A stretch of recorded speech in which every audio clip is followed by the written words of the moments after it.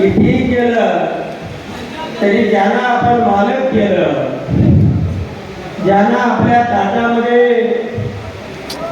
जेवाय घातलं, ते आपल्याच ताटात शिव करून जाते.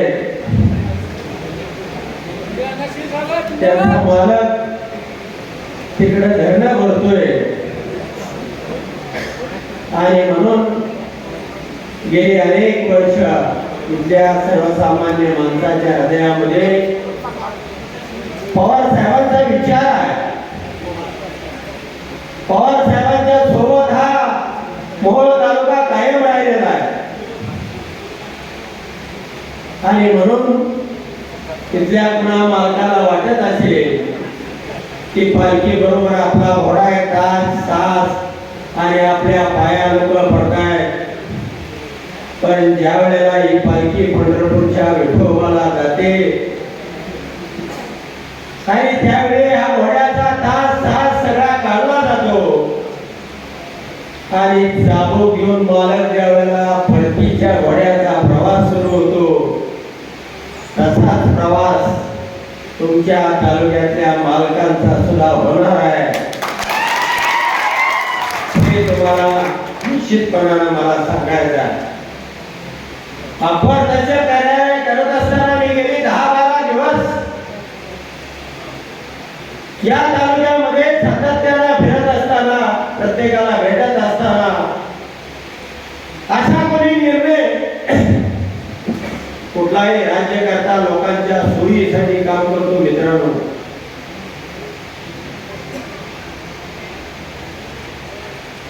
कुठल्याही राज्यकर्त्याला आपलं बलस्थान कायम स्वरूपी राहावं या उद्देशानं जर या तालुक्यातल्या 42 गावांची होरपळ करत असेल, आपली सत्ता अबाधित राहावी म्हणून हे कार्यालय अंतर्गत येत असेल, तर निश्चितपणानं तुम्ही वेळेत शांत व्हा.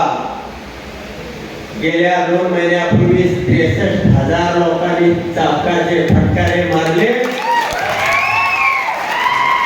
आता ते वर 70,000 जाऊ देऊ नका, एवढंच माझं त्यांना सांगणं आहे.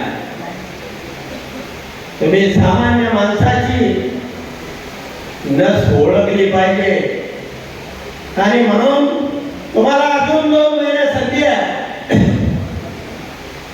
या 2 महिन्यामध्ये हे अपर तहसील कार्यालय हा एकच विषय नाही. इथली लोकशाही आमच्या तालुक्यामध्ये माळशिरसपेक्षा 4 पटीने खुलून मोठा आहे. आम्ही एकमेकांचे विरोधक होतो, तरी सुद्धा तहसील कार्यालय मध्ये पडलानी एवढी अमोघ सत्ता असताना सुद्धा, या राज्याचे उपमुख्यमंत्री असताना सुद्धा आखून आणलं नाही. आणि तुम्ही मात्र 4-5 हजार मताचे खेडेगाव तुमची दहशत राहावी, तुमचं त्यावरती वर्चस्व राहावं आणि हा तालुका कायम गुलाम राहावा. म्हणून मी त्यांना इशारा देतो, मालकाचा गडी व्हायला फार वेळ लागत नाही. ती समोर बसलेली जनता ते करून दाखवल्याशिवाय राहणार नाही. राज्यामध्ये सुद्धा जे धोरण यांचं ते त्यांच्या बारामतीच्या मालकाचं, तुम्ही परवा त्यांचा महामेळावा महाअधिवेशन पाहिलं असेल, पाहिलं होतं नाही? 20,000 19,000 खुर्च्या रिकाम्या, बरोबर आहे का? तुम्ही सगळे व्हॉट्सअप फेसबुक बघताय नाही